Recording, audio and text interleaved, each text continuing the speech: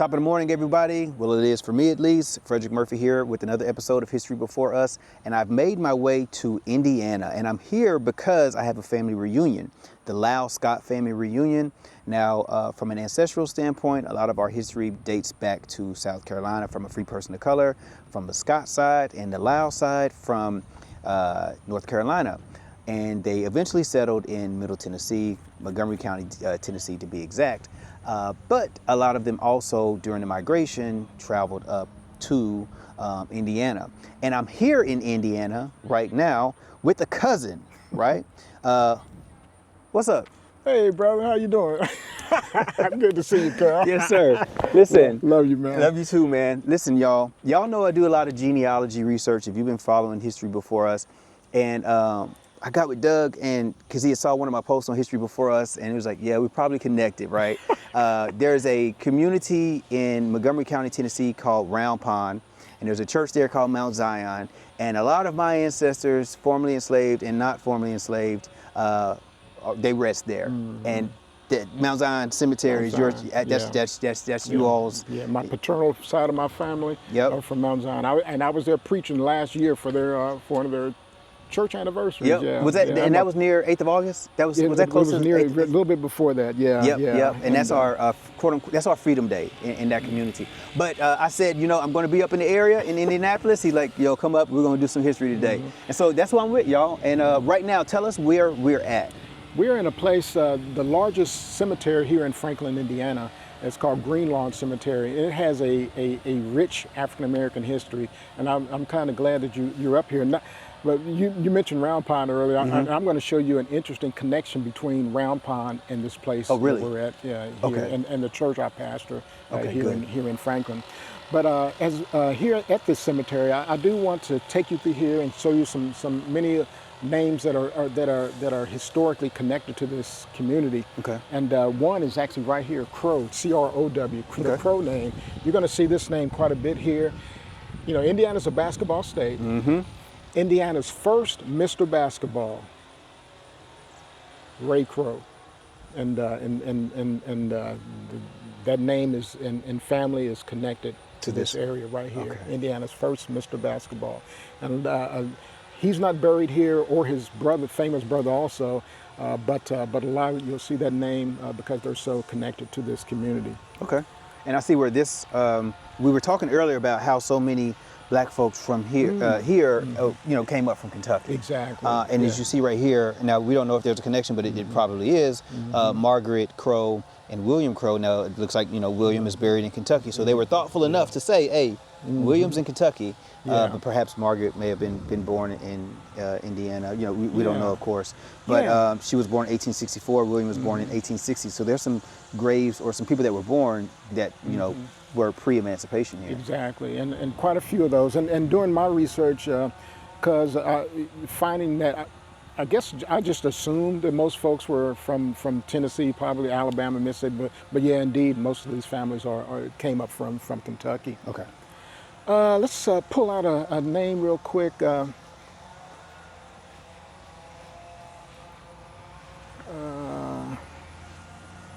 me see. All right, here's an interesting grave. Okay. Arthur Wilson. I actually think they probably have this wrong. He actually was a major. Okay. But I spent a lot of years in the military, and I'm very proud of the fact that this person here, Arthur Wilson, he was the first or second African American in the history of the United States Regular Army to reach the rank of major. He comes out of this community. Matter of fact, he came out of the church I pastor today. But yeah, he was the first graduate of Franklin College. Mm-hmm. He left, ends up becoming a doctor, and actually had a couple practices, one in Indianapolis and another in Evansville. He became a well-known doctor.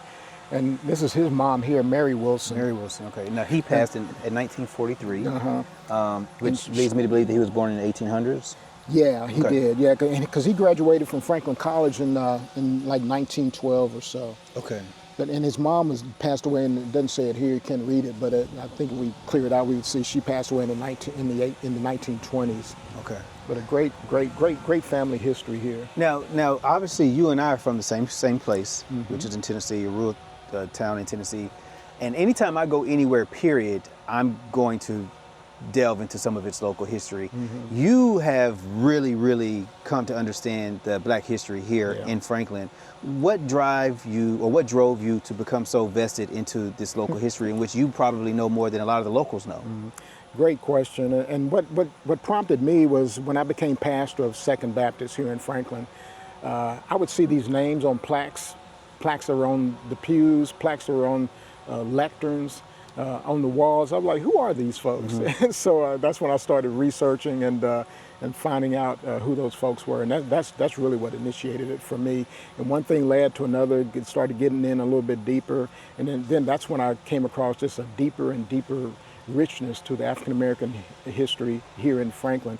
And even though today, I think by the last census, African Americans only make up about 2% of the population here, there was a time, and it's kind of reflected in this graveyard, when the population was probably closer to 20–30%. Wow. But one thing and another led to folks leaving the area. Okay. Some of it was lack of opportunity, job situations, but some of it was Klan activity, believe it or not, in this area. And you hear that a lot in the South, but when you talk to a lot of people, especially people that understand the history of Indiana, you can go ahead and drop it in between Mississippi and Alabama. Exactly. Yeah, I tell folks all the time, I see more Confederate flags in Nashville, Indiana than I do in Nashville, Tennessee. But yeah, that legacy is here. Matter of fact, they used to have Klan Day at the county fair here in Johnson County, Indiana. So yeah, wow. Yeah, that history is there. I think there's another stone over here I think I'd like you to see, if I remember correctly. Okay. Now, you also were mentioning that this is pretty much in the center of this cemetery. That amazes me, Frederick, is that geographically now it is literally the heart of this cemetery. This color, it doesn't say colored section, but just by the folks that are buried here, yeah, it's the colored section. Okay. This is an interesting name here, Robinson. Hattie and George, and this is a senior. George W. Jr. I haven't found his grave. I found his death certificate. His son, George Jr., is buried here somewhere. I haven't found the grave yet. I'm gonna have to get with the folks that run the site to find the exact location. I like to find, if he doesn't have a marker, I like to put a marker up for him, because his son was a well-known singer, and this guy too, George Sr., but this guy was a well-known singer, Junior was, so much so that he actually, when the President of the United States visited Indianapolis, George Jr. sung as entertainment for the President of the United States. Really? That amazes Which president was that? That would have been President Hoover back in I think he visited here in Indianapolis back in 1929. Wow. And it was President Hoover. Yeah. And Junior also, he was a well-known singer as far as, he actually had a group, the name of the group was the Foster's Four Quartet or something, I think that was the name, but they were well-known, traveling throughout the country singing. So yeah, great guy. And the second African-American to graduate from Franklin College.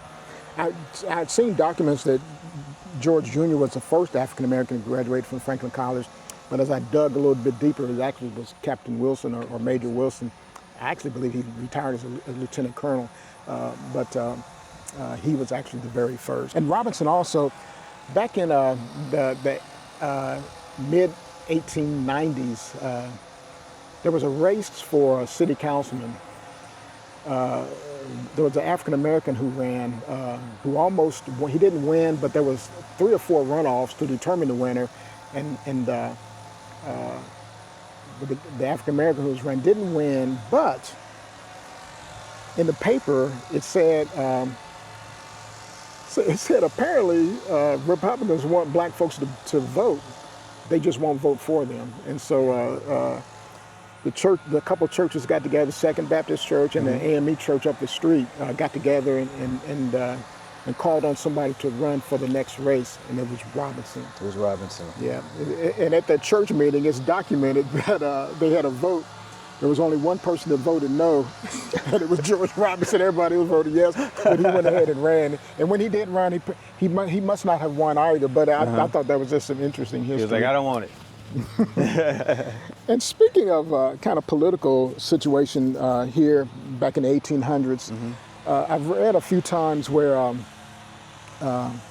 there's never been a black African-American city councilman here in the city. But lo and behold, I've looked back far enough back, and back in the 1870s, John Pettiford was a city councilman. Wow. And so we're talking Reconstruction. Yeah. And boy, he really has an interesting history. He didn't go to the church I pastor. He went to the AME church up the street. Okay. But just a rich history. He was a well-known barber in the city, and when he passed away, it made the front page of the paper. So yeah. How important to you with your research are cemeteries? They are key to me because the way I do it, I come to a place like this, I can get that name, and with that name, I can get a death certificate, and then that really shoots me in very fruitful trails. That's for sure. Yeah, but yeah, it's very important. Yeah, it's one of the hallmarks of my genealogy and history research as well. You see the Crow name again. Yeah, I'm going to see that Crow name quite everywhere. a bit. Let me see. And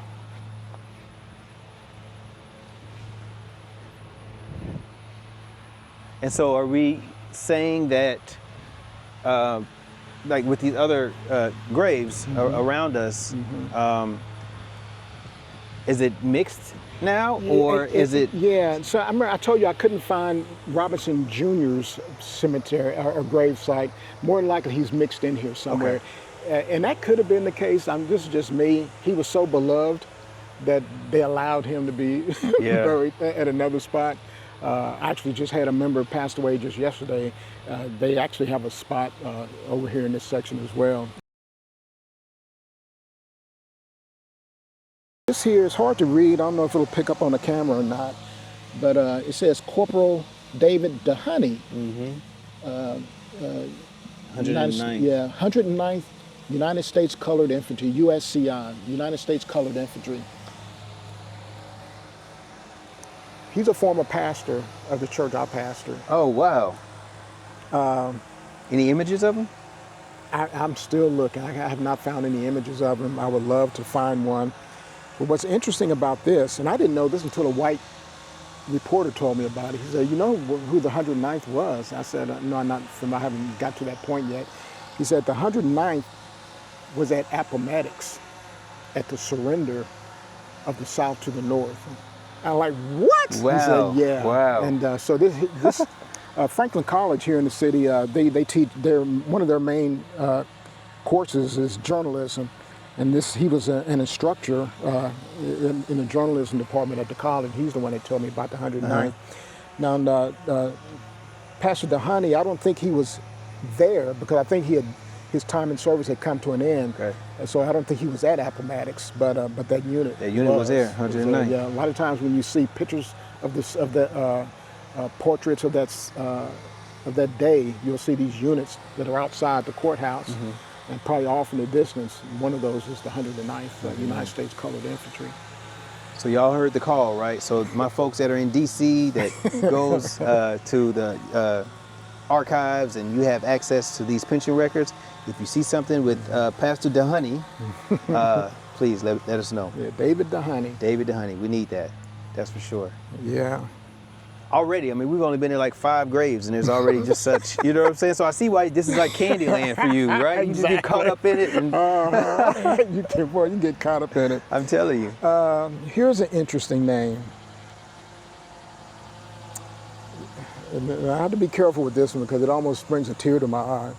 But the Horde name and the Green name are has a strong history with my church. A couple years ago,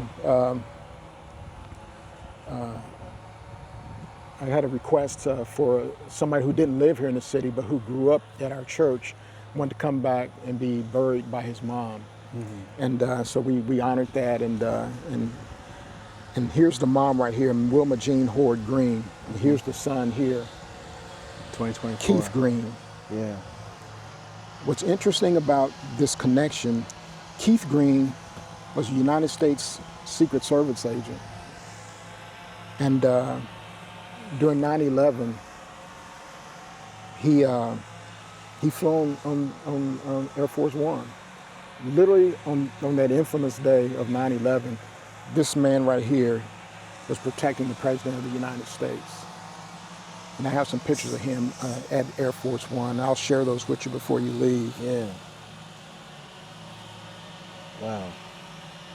And we had a wonderful homegoing service for him.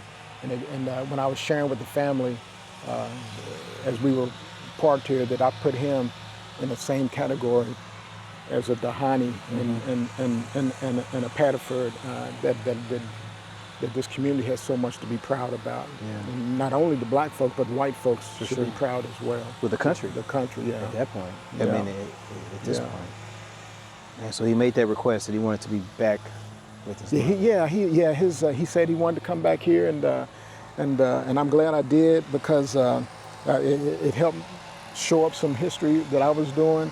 And this name here, Horde, he was a Horde. I had some family, I've been able to identify Hordes and some Hordes on an old church photograph. I'll share that with you before we go, of them standing outside on the church steps.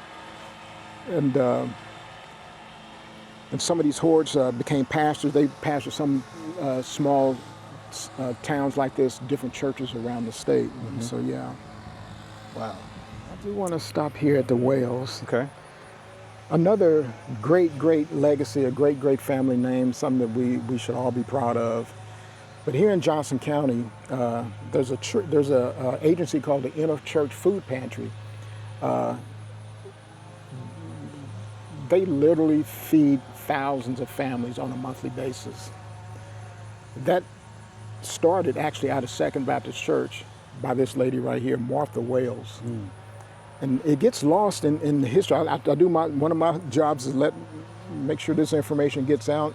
But folks don't realize that the Interchurch Food Pantry, it's such a big deal now that it's been lost. That was started a little bitty. Yeah, sometimes it happens. Yeah, started in a little bitty, primarily African American church of Second Baptist, and because it's such a big deal now. But it amazes me how service with such a small thing like that can lead to something big like that. Because I was just reading in the paper the other day that somebody was donated an $80,000 check to the Interchurch Food Pantry because they helped them get to a larger location. Yeah. And actually, it was location that is part of why it gets lost, because our church is so small, it didn't function well, didn't have the space for a pantry.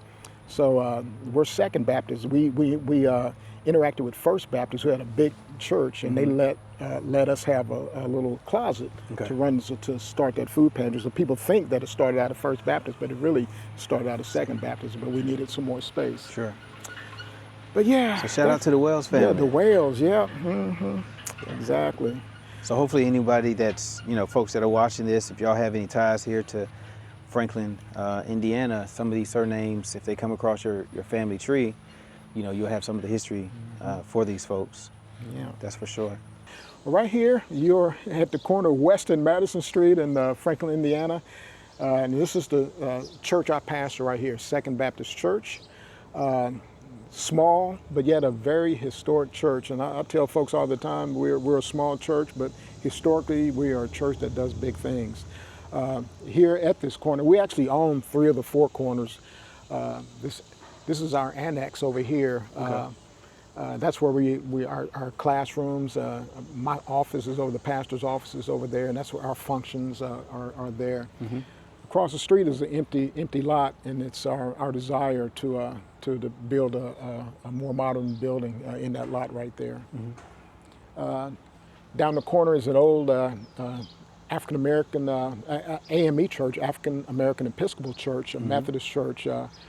and across the street is what's known as the old Booker T. Washington Colored School. And you're probably aware of this, but I'm a lecturer at Franklin College, and I help lecture a class on the African American church. And that's something that repeats itself actually across the entire country, where there'll be an old Methodist church, an old Baptist church, and between the churches or nearby was a colored school. And I think that's wonderful. That's and a lot of hilarious. these colored schools, they produce some great Americans, that's for sure. Well, how about we do this? Because obviously we're going to go into the school to get, go into the church. Yeah. How about we walk down to the school first? Let's do that. Just because by the time we get out of the church, it's going to be a couple degrees hotter. It's supposed to be horrific today, too, so that's a great idea. But you know, the thing is, in North Carolina for the past couple of weeks, and for the folks that's living in the South, further South, man, we've been at blistering 101 to 105, 6 degrees, Wow. you know, real feel for the past couple of weeks. So last week it kind of tapered off a little bit, but it looks like that heat wave is coming you all's way. Yeah, definitely. So definitely. you said that there's a theme that you're seeing, AME, Baptist Church, schoolhouse in the middle, which, you know, unites everyone. Yeah, right? yeah. And that's interesting because this used to be a close, strong-knit community. Matter of fact, it's mainly white Americans that live around in these houses now, but historically, this was an African-American neighborhood. Yeah, matter of fact, there's a guy, I don't know if you can see it or not, but that small house down there with the gray siding. Yes, right in between those two. Yep. The guy that bought that, he was doing some renovating, and he said, "Can you come here and take a look at this?" And he wanted me to see. He came down and got me and wanted me to see it because it's actually an old log building, and he found some documents in those logs, and he went downtown, and it was an African American who built that, and a lot of these houses were literally built by African Americans. Wow. But And so right here we are at the Booker T. Washington School. Yeah. Historically, the colored school here in Franklin, and it's a community center now. It used to be called Palmer Park Community Center, but after doing all that research I was telling you about earlier, I found out that this actually sits on the exact same footprint as that old colored school. And we did. I worked on a project to have it renamed, because a lot of the older African Americans in the community, they still refer to it as Booker T. Washington School. For sure. And so, and I wanted to bring that history back, and I wanted this building to reflect that. And so we did a lot of. It took some time. It took a year, and a lot of hard work, and a lot of research, a lot of twisting of arms. Working with the mayor's office and city parks department and things like that, but we were actually able to get it renamed. That's what's up. And what's interesting is the Indiana Historical Center Society found out about it, and we actually won Indiana Project of the Year because of the renaming of this community center. So that's something that we're quite proud of. But this is a school that produced some great athletes. Which you would indeed expect, but I've come to expect schools like this producing the following: lawyers and doctors and dentists, politicians that came out of those old colored schools, and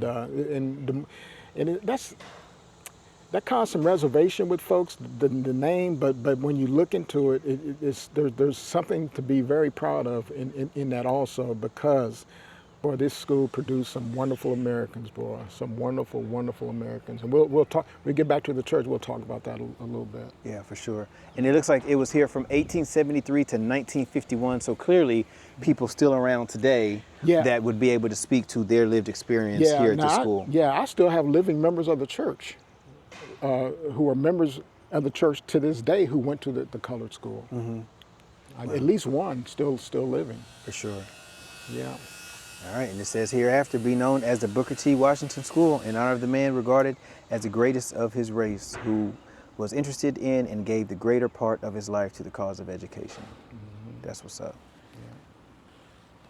That was kind of even still going on to a certain extent when I was growing up. Yeah.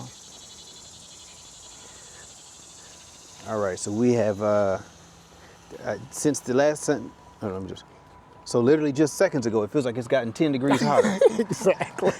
So we are about to We are about to head in this church because my head is starting to beat up. All right, let's head on in. And immediately we're doing an ode to history, it looks like. Booker T. Washington School, graduation at Second Baptist Church. Wow. That's the way you do it. The second you walk through the doors, get some of that history. Yeah, I believe that the church needs to be one of those institutions that tell our story and tell it accurately. And we need to tell our own story, tell our own truth. For sure. And so it doesn't look like there was ever any, expansion onto the church like it is in a lot of other places as it grows, right? It hadn't been a lot of expansion, but right now we are considering expanding. But it's that time. Yeah. Matter of fact, we'll be having a church meeting soon to see, do we indeed want to build across the street, or do we want to expand this building? Okay. But yeah, there'll be a church decision. Gotcha. To build across the street, I'll probably edit this out, but we need at least $1.5 million. We don't have that kind of money now, but my emphasis as pastor of this church has actually been service. And as I look at our history, the thing that always has shows us that it lingers is just the service that this church is on. We talked about Martha Wells at the gravesite, and her service of starting the interchurch food pantry. That's a legacy that this church is proud of, and that's kind of what my emphasis has been on that legacy of service in the community. And it's funny, even wanting to build across the street, I was I'm president of Johnson County Ministerial Association, and talking to some of my minister friends, they say, well, Doug, you should just go ahead and build. He said, Doug, your tentacles go so deep in the community, if you just say you want to build, the money will show up. Yeah. And they might have a point, and that might be where the blessing is coming from. That the emphasis has been on service, and not only from me, but other members of the church, and so maybe that will be how the Lord uses what the Lord used to get those funds raised. But service, and that's to me that's just baseline Christianity. It's not what goes on at its most foundational inside these walls, but what we do as the church outside these walls. That's the important part for me. Yeah. Now, is this the oldest standing African American church here in Franklin? It is. It is. Now, the AME church that has gone defunct, that building was older than this one by a year or two. Okay. Matter of fact, in that empty lot across the street, the two churches had a building together over there, and it was a wood building, but it must have been a building of some substantial size, because I'm reading newspaper articles where there's a few hundred folks that are gathered for worship services. And that might have been necessary because the two churches are together. And when I look at old photographs of members of this church standing outside the front, and members of that church standing out front the front, there's quite a few. The African American community used to be substantially larger, but so that building has some size to it. And I'm not sure we can get 200 people in here. And so, but whatever that building was over there, it was big enough to get a few hundred folks in it. And to think of just, how they were able to come together and to do such. And I mean, listen, you're preaching from the same book, but also in the South, you see where you have these territorial wars as well as it relates to the denomination. And so they pushed all that aside to be able to worship together and go to the, what I'm saying, and go to school together. But the two churches had a very close bond, and even after they built their own separate places of worship, they would exchange pastors, and the pastors would go from each pulpit and preaching on the same Sunday. Sometimes the Baptist minister would go down there, theirs would come down here, and they would just switch like that. But that's the kind of relationship they had, and the families that we talked about. The Crows, there's Crow DNA in this church today. But most of the Crows were at the AME church, and they would switch memberships back and forth between individual people. It was just an interesting dynamic going on there between the two churches. It was a very loving dynamic as well. And I can remember some of the older members here, they talk about going there because they had prettier women down there. We used to go down there. But yeah, it was great. It was great. Oh man. But, I do want to Yeah. talk about a few. Oh, I told you about the Clarksville connection. Now, this man here, that house we passed. He's the owner of that home. He's a Horde. And the guy who's the Secret Service agent. Yes. That would have been, is he the great or, great grandfather or great grand? I think it was his grandfather. Okay. Now this guy here, this is Gerald Clark. He's from Southside, Clarksville, Tennessee. Some of my oldest members of this church are Clarks. And when I was going through an old ledger and I was seeing a J.O. Clark, and what stood out for me was that everybody else is giving like a nickel, a dime, and stuff like that. There's this person, J.O. Clark, he's giving like $1 and stuff like that. So let me find out more about him. So find out he's the pastor. And I got with Brother Clark here. I said, hey, Brother Clark, did you have a former family member who's a pastor here? He said, no. I said, you just don't know it. You just don't know it. Yeah. So I started researching. I said, he's probably his cousin. He just don't know about it. Yeah. Lo and behold, I dig back deep enough. And lo and behold, he's my cousin from Clarksville, Tennessee. Sure enough. Yeah. And that's I got this picture out of not a very good picture, but I got that picture of him out of the Franklin newspaper when he was leaving. And so where did he go to? He left here and went to New Albany. Left New Albany, went to Clarksville. He pastored St. John Mission, the big historical church in Clarksville, St. John. He's their pastor. Yeah. St. John, right up the street from St. Peter's, which is still standing. Yeah. Both built by former enslaved humans. He ends up being their pastor. Then he left there and came to Indianapolis and pastored New Bethel Baptist, which back in the 1950s was probably the largest African-American church in the country at the time. Wow. Yeah. Where I told you about the Crows. Yes. And this is Indiana's first Mr. Basketball here. Wow. That's a big deal for the state of Indiana. Hoosier, this is a basketball state, that's for sure. But let's let everyone hear that one more time. Who is this? This is Indiana's first Mr. Basketball. Comes out of this community. Here in Franklin, Indiana. I wonder if people thought that he would have been a black man. What are your thoughts? lot of them know now. But he's a great athlete. Indiana's first Mr. Basketball, and he went pro. But believe it, he didn't go pro in basketball. He went pro in baseball. And this is him. He played for the Cincinnati Reds. Dope. George Crow. Wow. Yeah. Now, he had a brother, Ray Crow. Ray Crow, also a great basketball player, but he's more known for being a coach. I don't know, some of your listeners may have heard of Crispus Attucks High School. Oh, for sure. Yeah. He's their coach in the 1950s when they won back-to-back basketball championships. That's him right there. And that's Ray Crow's brother. His name is George Crow. Okay. Now, how many of those descendants do we still have?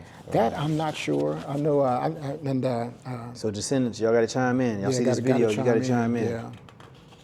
And that's Ray Crow, George Crow with I don't know if some of your watchers might be able to recognize that face, but that is Oscar Robinson. Yeah, from the hometown. That's right. Yeah. From right around the way. Yeah, that's right. Charlotte, Tennessee. Yeah, because his folks came from Charlotte, and he still goes down there to the Charlotte picnic every now and then. Really? Yeah, and he'll of course he came up here. Okay. We had went by a grave. Frederick of George Robinson. He's the grave. I can't find his grave. But we stopped by his dad's grave. Yeah. But he's the one. This would be Junior. This would be Junior here.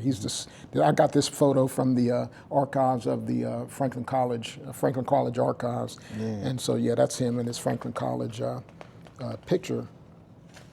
And that's him. I find this. Photograph interesting. That's him on the left over here. But this is that quartet that used to travel all around the United States. But they got hired by this man.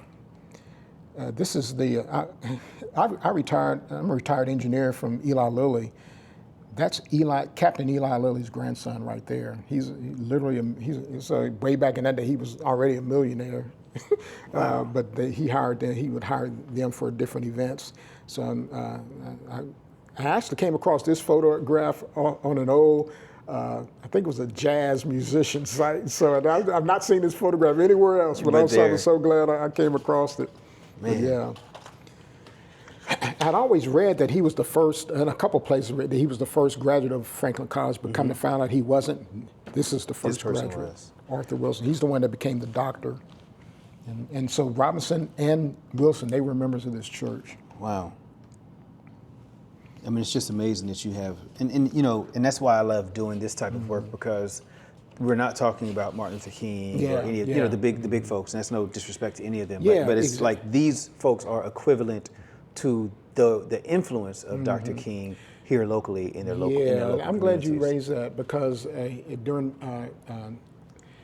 the History Month, African American History Month, that's actually an emphasis of mine, is bringing folks like this out into the light, and not, you know, I don't hold anything against folks who bring up, you know, Martin Luther King or you know, Ida B. Wells and those kind of Today's folks. Ida B. Wells' birthday. Is it really? Yeah. Wow. Today's her birthday. I just did a post about that. Okay. I just did a post about her. And all that, but yeah.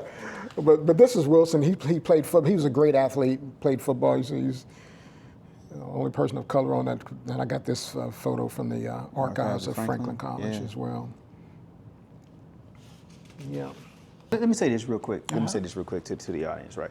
And because I say this all the time, I truly feel like our churches are national treasures. Yeah. And what I always encourage individuals to do is to pull out the archives from their churches, dust off those old photos, those boxes that you don't know, the mystery boxes that you've been seeing since your great grandmother has been attending this church, and put it out there so individuals can come and digest. Because the fact of the matter is, these spaces in which we're in right now, spiritually, these people are still here, right? This church has been around since 1897, began in 1892 or somewhere around that time. Well, the church started in some of the first writings of people starting to come together was 1868. 1868, yeah, okay. And then it was officially organized in 1872. Okay, 1872. And then this building was started in 1892. Okay, so that's the timeline. Yeah. But just think about it, all the way from the 1860s, right? And so having these pictures and things like this, and you even coming here and expressing to me that these people are tied to this church, I mean, this is a whole history lesson. It is, and I've come across some old ledgers, people writing the minutes from church meetings. Those things are invaluable. Yes, they are. I'm telling you, they are. The amount, the nuggets of gold that are in those ledgers and stuff, just for the information, tell a story. And I told you that ledger I saw, it's just the giving ledger. That's telling a story of people who are struggling or were giving. Some of them were given a penny. Some of them were given. It's telling a story. We wouldn't be having this conversation if those people weren't given a penny 80, 100 years ago. To keep this place afloat. Yeah.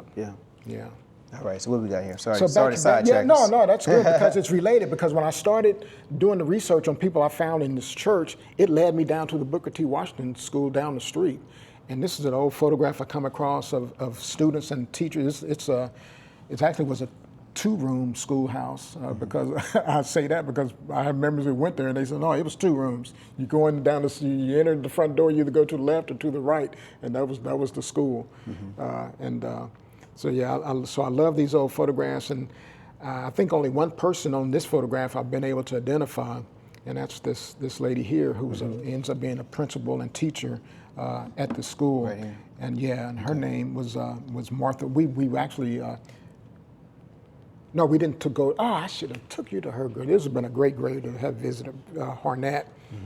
But another photograph, and this photograph is actually outside of this church. It's on this side. There's a lot of stuff out there now, but that's where this photograph was taken. A lot of times they would have these graduations. They'd have the graduation either here or at the AME church.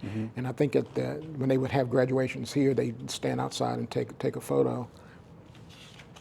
And that's another photo outside of this church. Man. And I think I found his name, not 100% sure, I'm about 60% sure I've found his name, but just some great photo.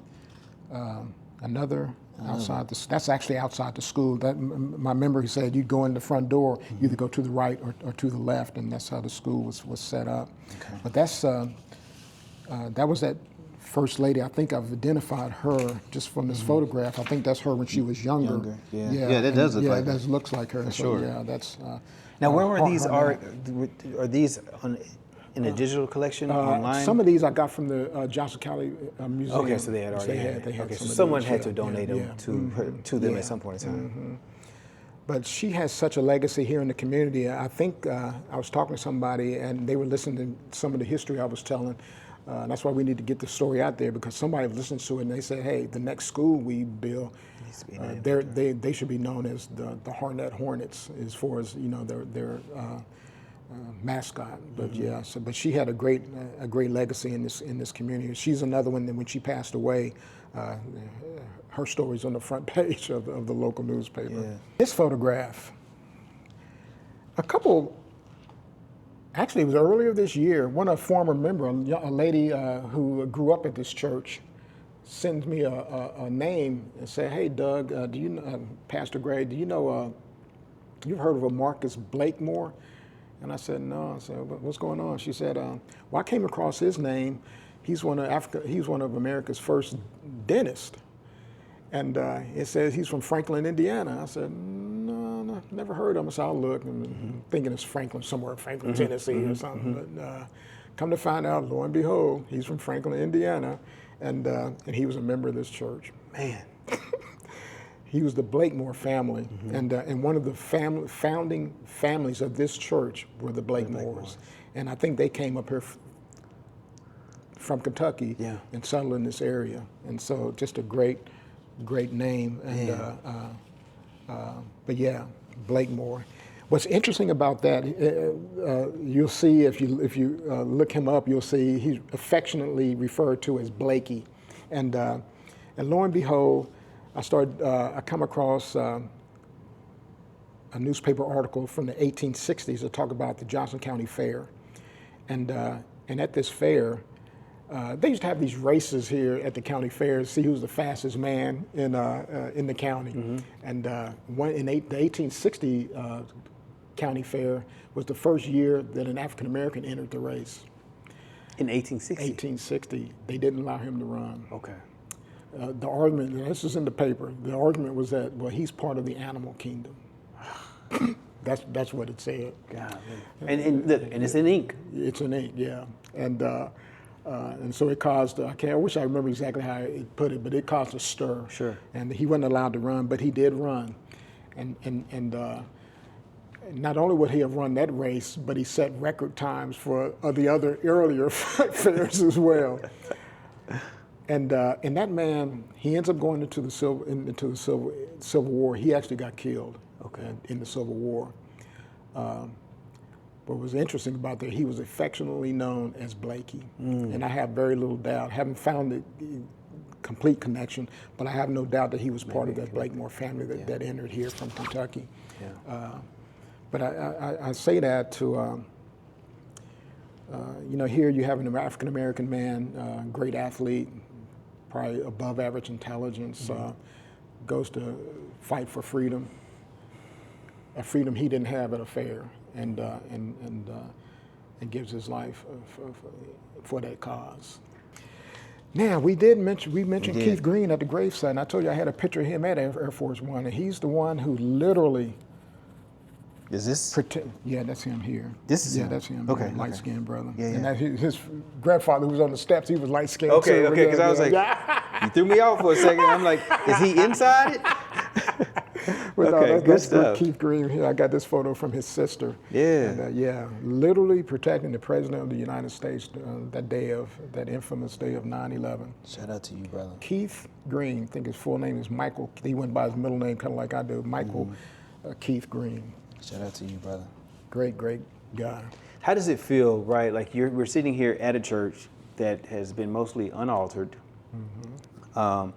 since the 1800s, and you know all the people, or a lot of the folks historically who've walked through this hall, through these doors, sat in the pews, even though these aren't original, but their footprint is here, and you get to stand up in front of people on a weekly basis and express not only the word, but also impart some of this information that you gathered, right? How rejuvenating is that, just to speak on how dynamic your approach is to educating folks, not only about the word, but also to be proud of their community and the people that came from it? That's a great question. It's a very interesting question, and I'll approach it from this angle. When I first came here, there were actually pictures hanging around of Jesus who looked like he was from Sweden. Yeah. I had those pictures taken down.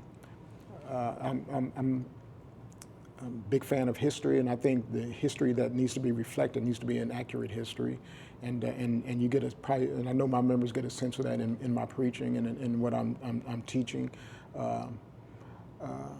it tended to tick some folks off at first, but the folks that are proud of the fact that folks that it ticked off came to realize what I was doing.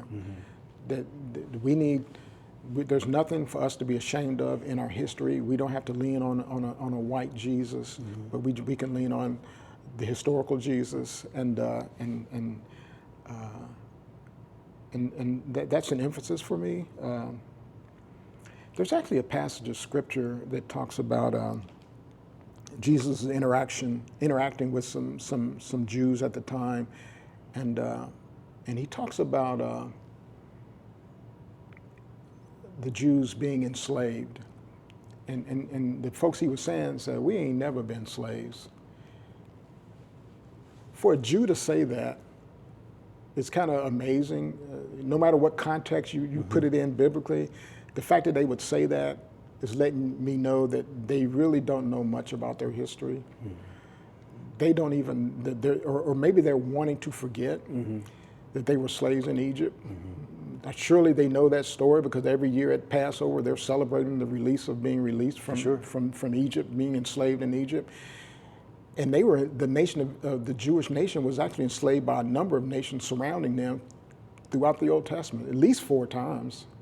So for them to say that, I'm not sure they didn't know it. I just think they didn't want to talk about it. And if you're able to suppress something long enough, generation after generation after generation, you know, there's this cognitive dissonance that comes into place, and you don't have to deal with it. Exactly. Do you feel that people are taking away the history piece the way in which you would like for them to, just as much as the word? Yeah. Okay. Yeah.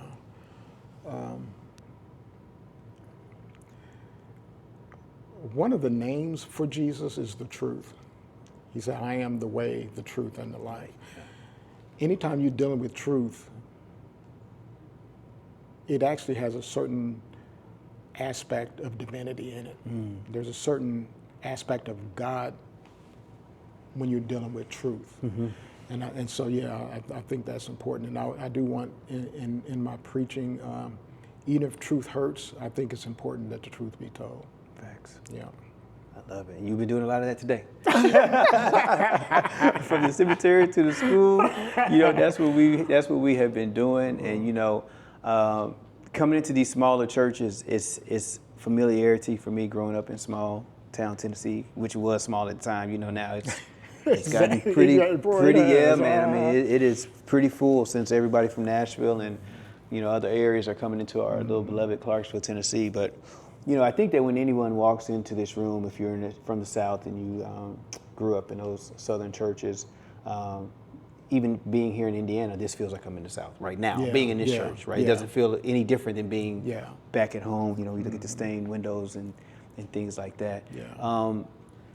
When we talk about the concept of history and your legacy and what it is that you've done, this kid being born in a Negro hospital, right? The Negro section of the hospital, what have you. Lived in the South, Jim Crow South, and now have been a staple here in the Midwest, Indiana to be exact. When we talk about legacy, so close us out with this, what does that look like for you in addition to be a pastor and an educator? You asked the most interesting questions.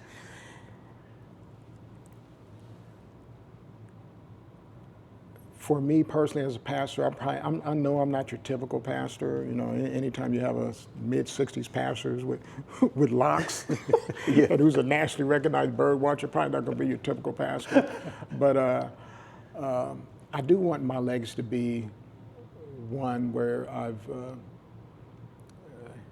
had our people, given them knowledge that they can be so proud of. Getting back to the south side of Clarksville, Tennessee, Round Pond, where we have so much common family together. Mount Zion, the church sits on land that was donated by my 4 ex-grandfather. That's a legacy. And the legacy of this church, I want it to be that I was able to come in here, and when all other small churches, there used to be a number of African American churches up and down this street, and this is the one that stayed open. And I'm hoping that my legacy will show that we were able to shore up the foundation and maintain the church, that we can continue to be servants in this community. And I just want that to be my legacy, that maybe if Pastor Gray hadn't been there, that the church might have closed its doors. But he was a repairer of the breach, and started letting truth of our history be known.